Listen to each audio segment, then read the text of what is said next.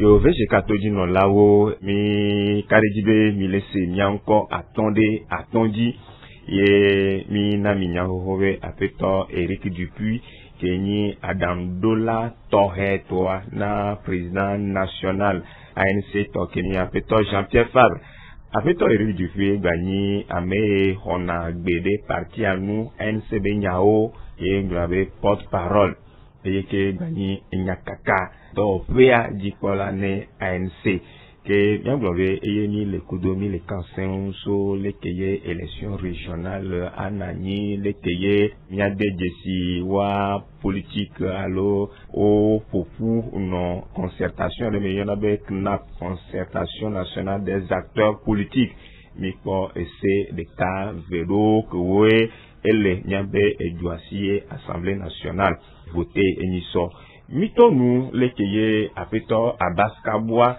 Yeleni président national MRC Blondoda apeto Jean-Pierre Fabre kudo ANC meto voix nyare kaidi apeto Eric Dupuis non et sorti traité de que nous pointi que ni gatonu de que nous le hoti le miabe et douame le keye mechami navio o le doya wacha le ko okwedwa o de enami ke yamba trode apeto Eric Dupuis yamba dogbenezere kake egbevedo lagbe yibe madogbene nyato nyano vio ko le togia mendogbeno lo mandakpe no be o adotonu ke milaglon niente lado evebia si bemia onene voa gembem dona majabwa ma denwa mene amesiam ba si gomelo ne nyim dunyoro amia so kemlo kari dibe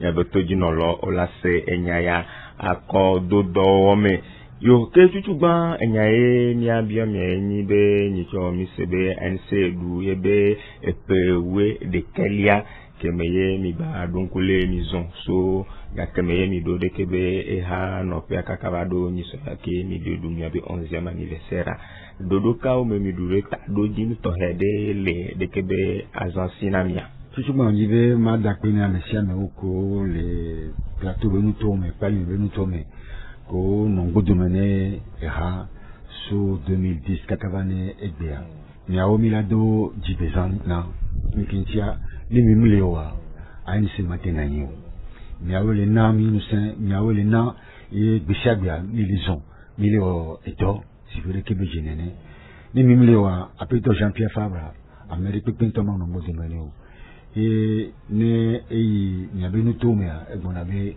loko hona ili fundwa jijogane benina yi be sarea yento ila tuwa ya bakpomilo azale kemi viro mi duile numblani me vile no kentia minyabe edo kele trole nyantia COVID-19 a eli wa mesubo yentia mi matem weswere kemi walesan adanu ajahane hame vio keke wa sibere kemi wana la puta mi ngbaten we hon ye mbale doje sibe so kaka pewe de kaya amesubo kule nyanti amesubo kule nyanti mi maten yo puta men kofifio ye mi don chochi le afifo vovovo amesiame bana home ni batugbera ni ameo ta ni miado bubuno voa soho o bobo vide le miabe siège ni so même lagbe o tri avec keke amasideke et nous vide ko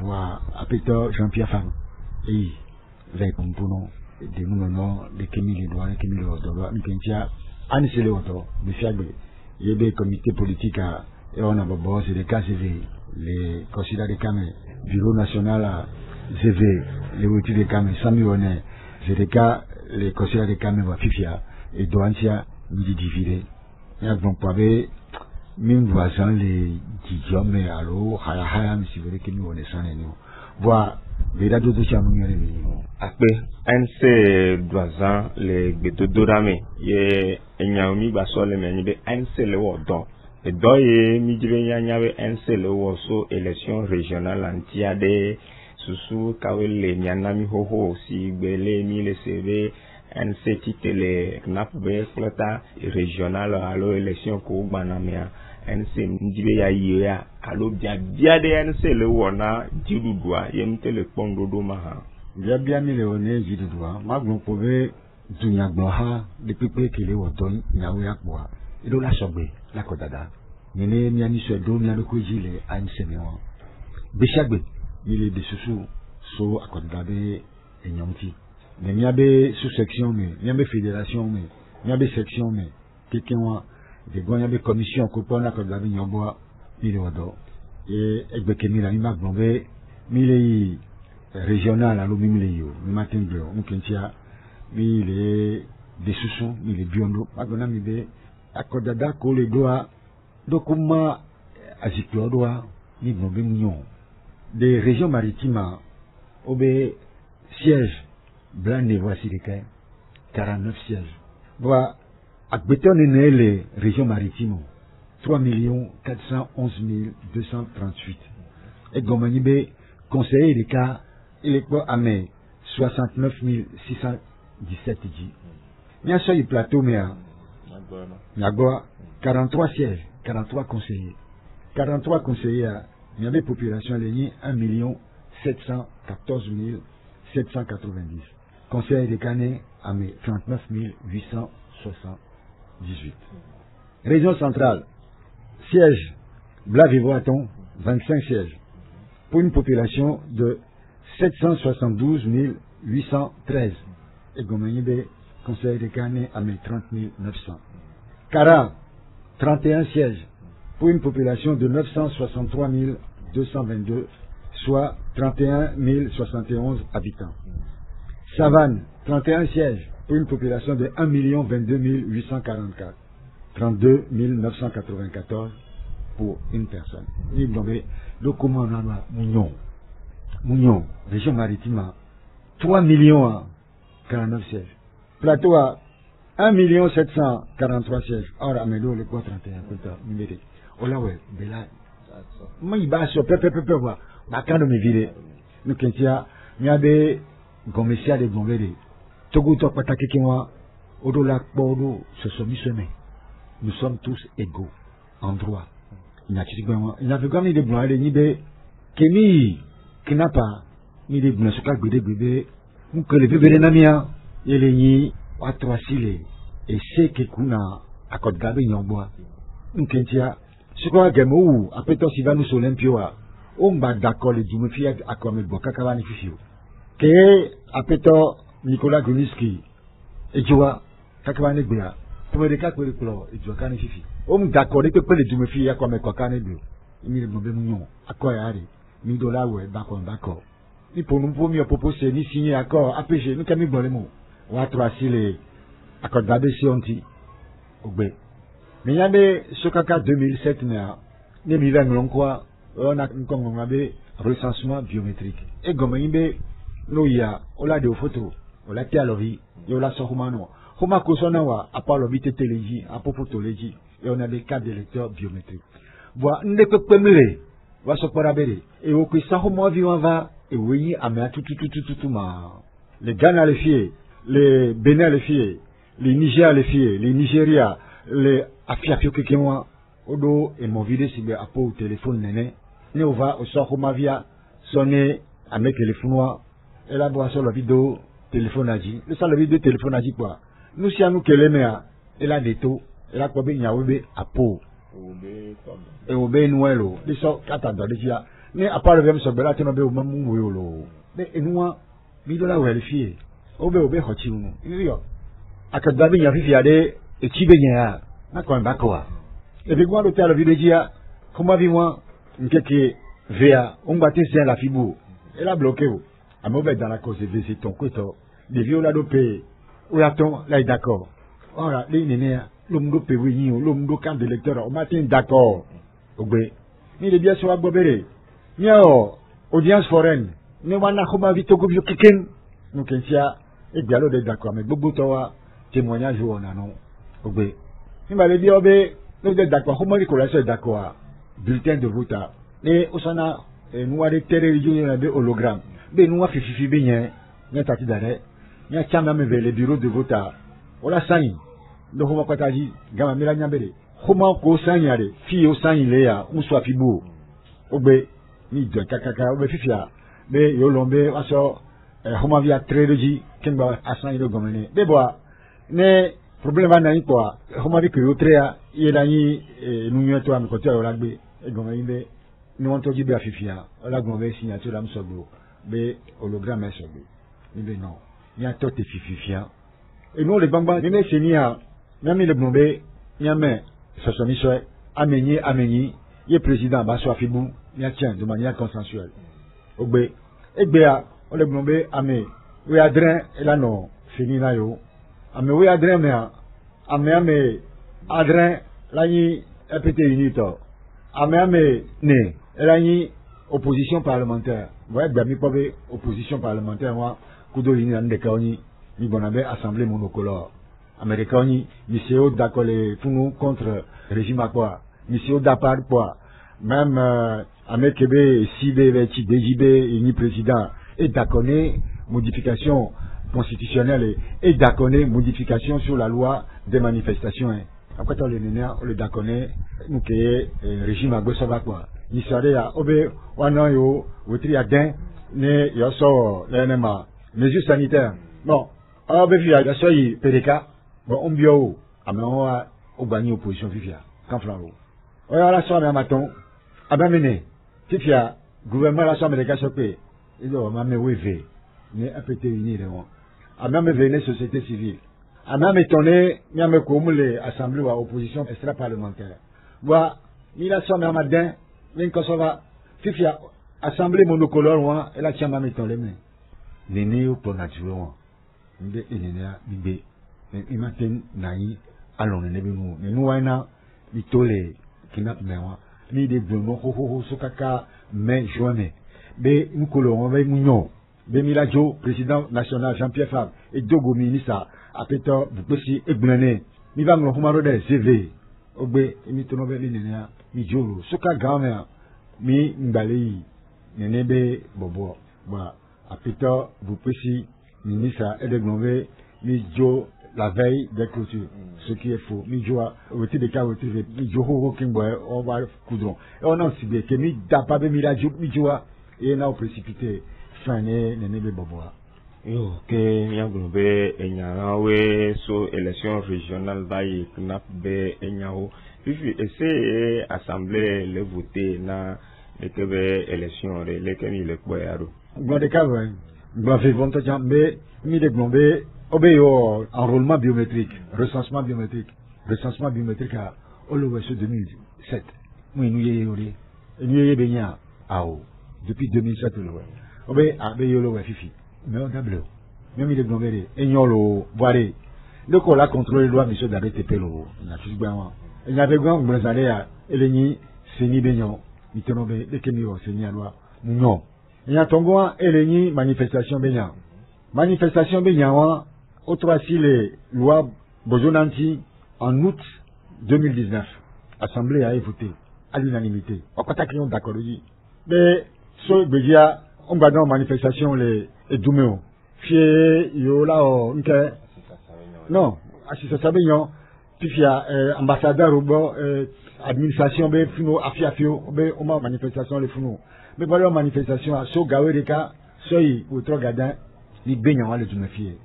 Nations Unies, les droits de l'homme, Moulohumaroda, Fonyansibe, Tonebe, Nedebe moi, et les violer, droits de l'homme, et les violer à Betobe, Djina, et les trois fouedji, et Tiamounion, ou trois silenti.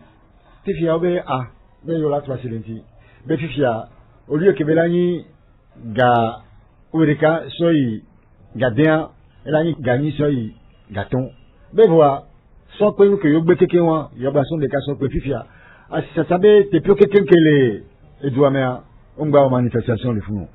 Et comme mais toi, si les sémantiens, même il est fou, même il se le pont convive. Même il est fou, même il se le pont convive. Bon, même il n'a ni caca, mais il y a d'autres, ou très matin, mais il y a des sous-sous, mais il y a réforme, moi. Il y a des bénéficiaires, du matin dans suie et Dieu.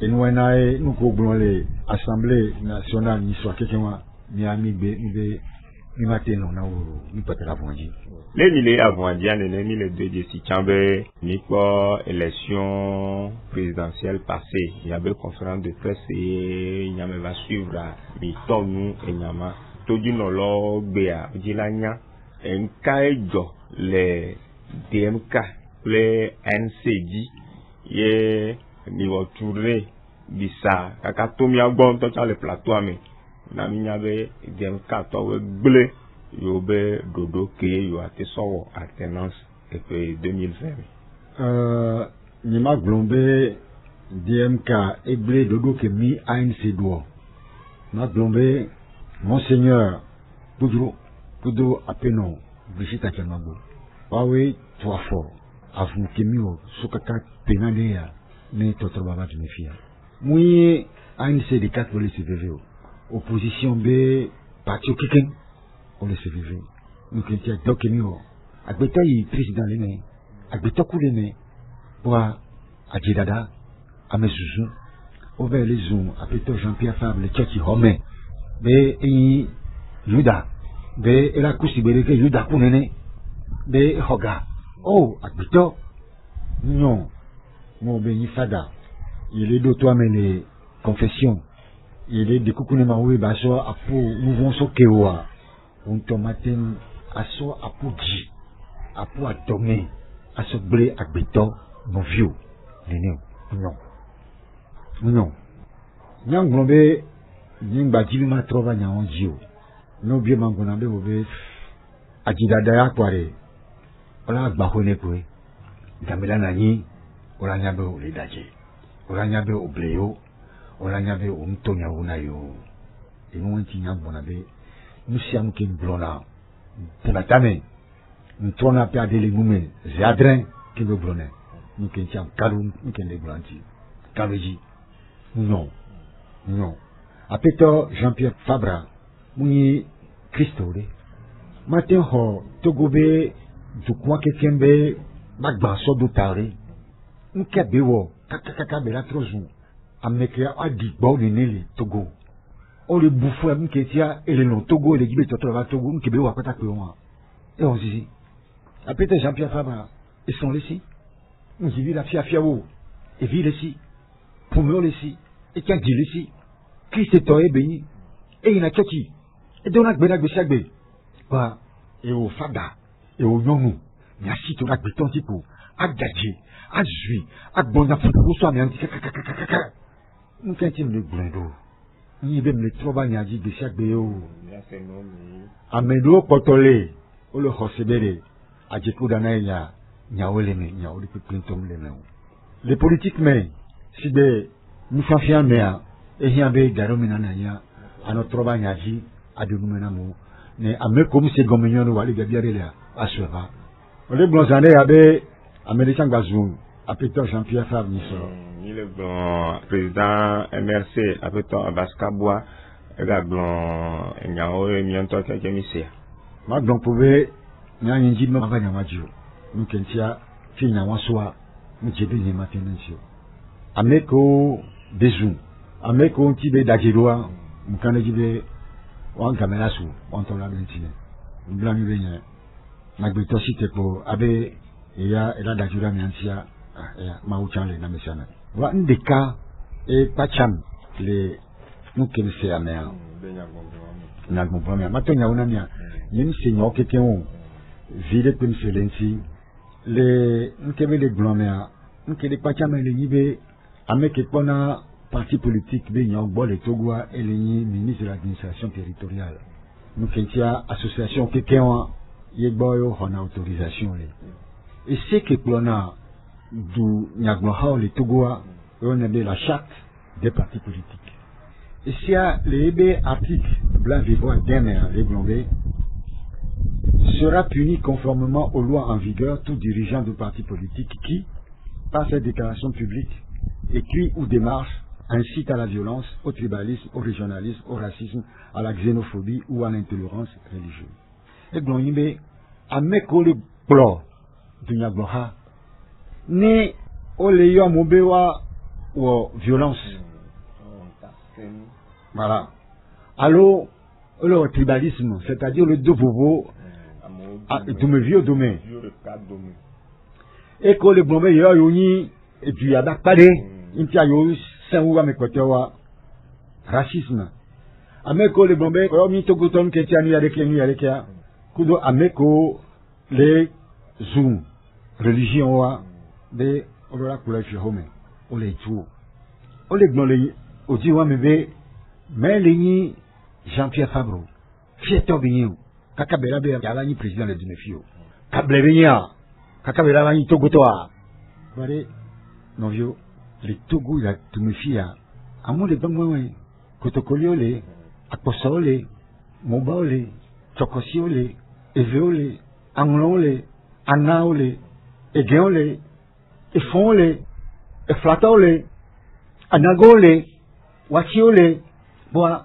Atonanye, bébé, non y cablewa, teno, s'en est là pour nous poler, et tu vas bien comment, nous s'en est là bombé, et les 10 doivent bien yon, les nebes nous pour popoa, et de la Sophie Hogbo, ou de la bé, non béwa, le plo doit yon, ou le plo doit sur les yi, to karame, to gobio quelqu'un, so, jiwe, kakaraï, j'ai, au matin long, mais de la cité de Nyamanti, la bé.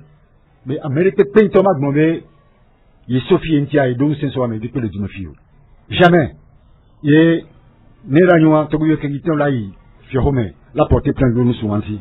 Yo, Yabe, Edine Jeme, Enyabu, et on dit ma vie, n'ayons les qui a des oppositions, Togale, Togoa, Ansela Balombe, le deuil non encore, on a Sandé, Yuagawea. Enyi jabianya le miate webe dododu nyeto aneva ne yawa baba ni gbagba pe na yaga son le okeke ore ape ma gun powe ogbon na nya bovere amango didier amo dans la paix nous kentia et donc la Peter Jean-Pierre Fabre wa amo le jalouser le bien kuna mo amene msone a Peter Jean-Pierre Fabre et donc bilewa ena ya molengo domene nous les ordonnons pour et on me ordonne à Pogomentio le ordonner du coin au sort de coup ça s'abonner du coin mon la cité là non bout de mena oui moi me copa be yonto yo matin on si bele ko le hono noa ah elle a bien couvert là oui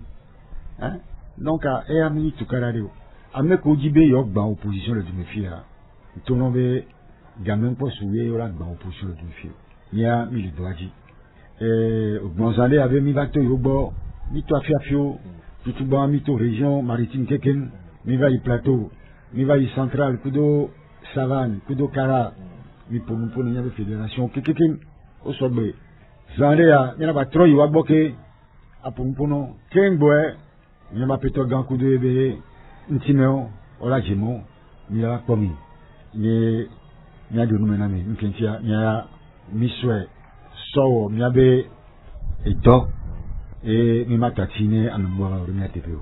À Peter Jean-Pierre Fabra et Londuya et soit de quoi so savonné duya. Et quand j'y vais, te gouverne du compata et les nyamene. Ne zandea yomi be mi avec encore, moi le bonhomme miséricorde mi veng encore. Nous quand mi biobe on est au recensement. Wa ne game soit le mila ilo à le mima yoa. Ina grana milo. Yo, le miabe tukara yo jo. Les oppositions pour parti au pouvoir amea ni ko be président de méthode ka egbe ame gabala ziki adjeni afeto Alpha Condé mais je vois bien c'est amema que les PD mianti mi le nya bezuatia sikwa entobe duamea ejo nya umia gbore egbe ade leke mi le po amema be mpu na mi va isan après mi donc vibe que mito propose antia mito jikudo ganaton apito nana ado akufo ado eye homi chuchuban eba me dondon ovalome mi pour nous pour ni tom non délégation mais et après ebe ministre aleka kandapa evalome kosira aleka yemi odo mi o programme qui est mis là sur Edouard à monsieur Amidou Asiedi monsieur Sori Yakra obe président Edouard Asiedi monsieur nous sommes venus ba ko pobe de kemi to do ajidoa mu ko mu le ji wa la tin va fa over yo Côte d'Ivoire, le président, Apito Alassane Ouattara. Kudo, Guinée, le président, Alpha Condé. Qui a mis CB, c'est des Olava de Mouniame, comme il y avait Michon Lo. De Kenya Oro. Il y a une go de mer. Il y a une quoi. Ah, il y a un Tommy Segombe et il y a la chaîne. Et puis, le grand maintenant. Quand on a dit que Robert avait mis à toutes les manifestations, les manifestations bananières. Il dit, oh, il y a un C. Amibé. Voilà, il y a un Tommy Abbé, c'est 14 années. À Moutumbu Dominami, Raï, Guinée, de l'olé de Nebinyadji, PNP de Noussoua. Il y a des mido manifestations, elle a gli, elle a gli. Il doit tout y aller du coin. Il y a Nibinyadji, il va travailler Guinée, les signes Benya, Obe, Yolando, Séni Kemi Blanti, Ameni, les oppositions, Ameni, les Djidoudoua, voix, président, de la Safibou. Et après tout, Alpha Condé le Zambé, Yamé Tampeta, Yoda Sedjibé, Yosobé, Nénélo. Il va l'homme, il va au bobolé les hôtels de février, quoi. Oh, nous qui mi blanc, il y a des kaolo, il y a tort les fous, que aussi, government bé, représentation, après tout le fou gouvernement, on va ficher à Yobé. Mais non. Mais Yoé la chance président. Mais ya. Nous qui mis blanc, nous qui mis loin, nous qui balé trop loin. Mais si j'arrive, Amenia, nous tenons ça, mais on va, il y a d'accord, non, mais mon lot, il y a ça, mais il y a pas. Nous n'est blanc, il bédé. Qui m'a mis là-dedans, c'est Niadia. Il y a pas tel là, on dort, la préparer, élection mignon. Ora, même si je prépare l'élection, quelqu'un mignon va. Mais toi, recensement a dit, machine, les bureaux de vote, mais on est au recensement. Il y a peut-être seulement quoi, ils sont bien avec deux go. Mais non. Si il y a quoi dans mi ovo, mi préparer fruit d'ovo. De nénéa, mi maïo. Et mi yo, mi avait du coin, nous m'avons encore. On avait, nem tout nos ben m'avons encore, hein, gonvin m'avait d'accord. Ni maté tout nos ben m'avons encore. Bon, marathon après m'avait d'accord. Donc, néné, payé, et nous, un entretien 2020, mais, même pas résultat, mais, à mes sous-bons, d'accord. Plus de 60%, à mon d'accord. Nous, qui tiens, mais beaucoup toi, omdo cap directeur. Et c'est quoi, comment, encore, c'est quoi, n'y avait encore les filles, gapopo amené, qu'un bon latin encore. On le voit sur le vient de nous pour et nous, on tenait les bombes, qui fiade. On le voit, recensement électoral général. N'a me siamé, ben encore, nous, à vérifier. Qu'un bon, à académie, bon. Yo, mi dakpe, mi pompo gede, vo, hafi mia, jole mia ba, mia tonu, mia be, enu hoti o be nya, dans ma power be enya, de keye population à l'autogo joa, le apada bebe nous le hoti le asiome, fiosiome, de peu vovo, humo nyawo, ami nyawo, kembe mia baso, société mecha mina tosokpe, que ni le CV, environ 3000 patas après un temps et au le dassi ou le onti le tomé bien bien sévère un CD était laissé et du corps obe heli on va pas dodo et il n'y a qu'à une mité le pôle il y a mais ça donc tinami c'est le sévère togo longtemps ni le sévère 20 ans nous kentia à me subir le doya mais en tout cas on a même jamais vu subo et comme là aussi voilà, on le rend, mais tout le monde. Et d'où, on le documentaire, et d'où le cousin Nijan, mais ça veut dire papa. Et les Nijan, papa, c'est qu'un. Amédéo, n'y a les domaines, une quintia, on le politique. Amédéo, on y tient, on l'a déo les filles ou les sangs, c'est dans le cas capilé, une quintia, on les a une semaine. Nous, quelqu'un, millions. Nous, que je l'ai amina, mais chamina, n'a mis c'est l'amour. Bien, bébé, yo le clodou.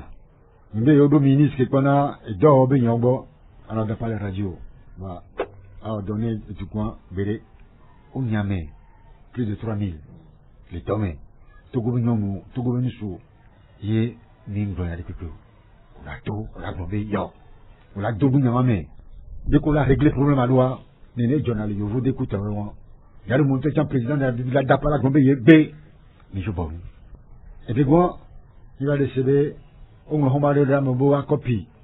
Ni mais comment rien. À ce but, ce blé mais à mes jours les du menéa. Et c'est tout que je lui dois. On les pas de là vous. Nous, il y a signé Fifi, appelé Timatia. Timati Vili, on avait coûté le cas. Appelé Doevia, 500 francs, nous vite cuire que. Et là, ma blâmignon. Coco la ma blâmignon. Voilà, les jeunes filles, les gars, les jeunes, emoji, essence, amis. Voilà, ça, le humain, et les j. Voilà, et moi, il y a mon la soabe, à Glenupio, soba, et du ça. Elle a tout fait. Obélo, au Djemondia, péage les founou, on a tout fait. Électricité, égalé Djedji, ici, égalé Djedji. Voilà, également les Dj, et du me vieux, d'or, béganti. Également les Djedji. Et kaka, et où peut rêver? Yé, mido, miabe, salaire minimum, smiga, et les nids, kotokun, black ton voiton. Quand ça l'eau, nous, quand la sort, kotokun, black ton voiton, au le Togo et Béou.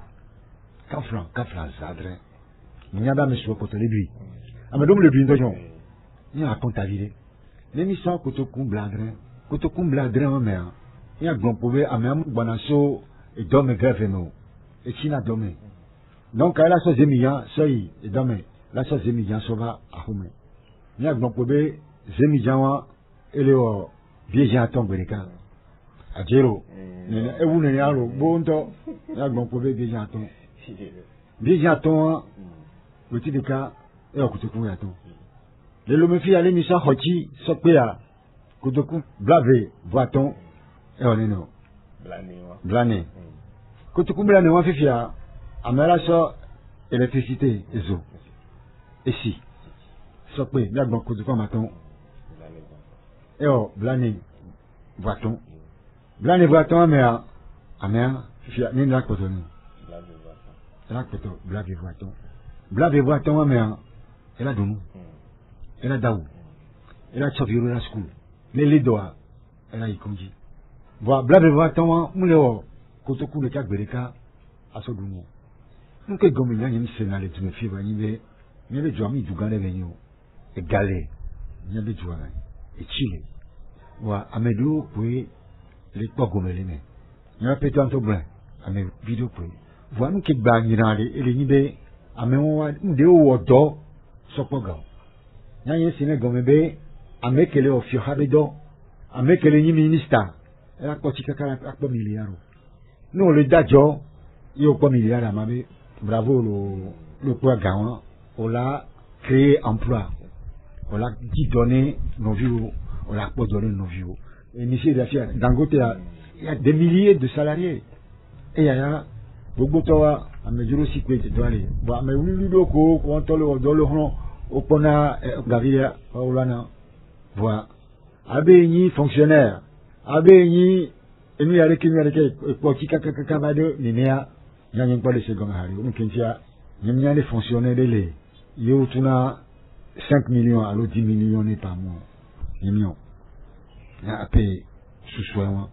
Il y a des BCCD de l'Union Harvey, Togovio les Goya, Togovio les CVV, et nous, les Bioa, nous, les Gia, nous, les quoi pour les cas, trop bava douamé. Et au Kanoji, il y a un Kanoji de trop barré. Et nous sommes là tous les jours. Afito Eric Dupuis, qui est bien honya taponya le miasia, femme pyramide au benya, il s'en a mis encore de caro, et bekemi comme minekia, ya biominya ya, benene femme pyramide au wachon huava, de adowa me benya yanti, bon, ova de ke benya, magbena mi le clotoa mea, si vous voulez ni nani le casson de kia, et apeno eva kansan wa kumia ejo eyide asime ebe yo be doyane yo bele weya kwa ova kana san kudo nyonu ko la siame akoto ijinao be nonome ade pe wa wone amesame ne nyabe adolo wa me nu le saint togovio le boya sibele ni le blen ne be nu bele wole nyabe asiko ho ame ke nyanto mi nyabe yo no pale me subo mi nyabe asigame le meriba ahadir fuma fifi asianga lo so dare pipa pame et au lieu de asivi mais kengwe wa sonyo no dare asiye ko le tu chatoa to ya dinyo no ala ye mi ave préfère va dasiye di kula yi commissariat vraiment bien mi severe enyayo de kele di alon que te mi achami poare nyakele mi asi to ye ke ngro na mi fi tuba on dit makafu nyono ko le hon mais tu me vieux Wachen haya vide, akpo vide, les donc le wame, wachen wadunu. Que yo tournoisia, m'sait, les radios be, et divide, on le blombe, fila biamo wadunu ibo, ne, aglombe, tu me vis à dans le wo. Nyanya, nous kenchio. Wachen dunu ibo blombe. Et, le président Jean-Pierre Fabon, parce que j'ai un ami ibo, souvent. Nous venons de comme quand même qu'elle est mais même si moi et bien avec des nègres là deux voilà maintenant on a mis nimnya répété soabe organisation dit nimnya répété soabe organisation dit voilà habitons les togofiés les réseaux sociaux dit on va et les noga et habitons nous on la générer et tu connais l'idée que ami on couvre quoi non la jiru no viusi nous quel état de la béton kaka béton a nignonné hein oh on dit et te dit ento oh a béton yenya me kelen do domane pyramide ma bona mi be le a une semaine min pour les pyramides un petit peu les nyame hanan min pour les bureaux nationaux min pour nous poser les comités politiques min pour nous poser la PDP les haneux officiellement kaka mi agbombe mi akpedo wantido aru mi akpedo wantio c'est quand même triste bois aïssa hagare veni amole no so afie pour ni nyong de nous soudé les haneux ebe nebe manifestation a il akpedo wantia mais pourquoi pas nan item le fier mais ça à Médobe, il y a eu manifestation, il y a soutenir Amina Benyomoua, on dit le bon monsieur, les qui m'ont maillé, on y a des qui quoi, et haï, le nalo, sagana ou les, que autour LCF du méfia, il y a journaliste sur manifestation, il y a mis journaliste sur la mouillé. Mon marche coudoé, les Togo quoi, le butin, il y a bien que les romiolo. Aji dada, go bivina la béton, non les jouamés, ou les tonya, bivina no kakaka, même piam, ah bah WhatsApp là sur sur trop sur nénéa il s'en avait 20 ans bon avis tu kemi ya aussi le du mefia pe bla direction tié ning popo hein et on dit va me carriver c'est pour le ratro et fait quoi nous que jo ning ba jima traveji mais amegaho ameke milado buno wacho le dajia et là c'est un bien bouffon de vieux que les dajia mais où nous sommes non il est dajia et de vieux il y avait mis les dajia wacho na ceci de racine ne wacho na dajia nous qui me les films la vie comme ça vous non ma que me le wea ameke omi panko ameke mi le avant contre asi quoi nous pour entre on doit nous sur nous gomme et voilà natami no suna non non dajia non aussi nous koyo mateo la so blemioa natami le wea. C'est ça le Togo aujourd'hui. C'est bien triste. Que mi dakpe onambe eyodi miasen ne enyadegba le mianto miasia yema le minti vi klem de mi alo la rapoko klem de mi ko mi ahokwa miaso tite le plata. Jima dakpe na mi madakpe ne mianovio ko le plateau nous tourne en kikem mais avant l'économie on va bojo. On est de taux à me kuluto nyawa. Et les missions atidada sur le odo atidada intonatroi tout doucement et il doit dire ma unti mais trop que il est déjà miracle de me fier avec toi Eric Dupuis à Penamilo à Penami bye bye yala dogo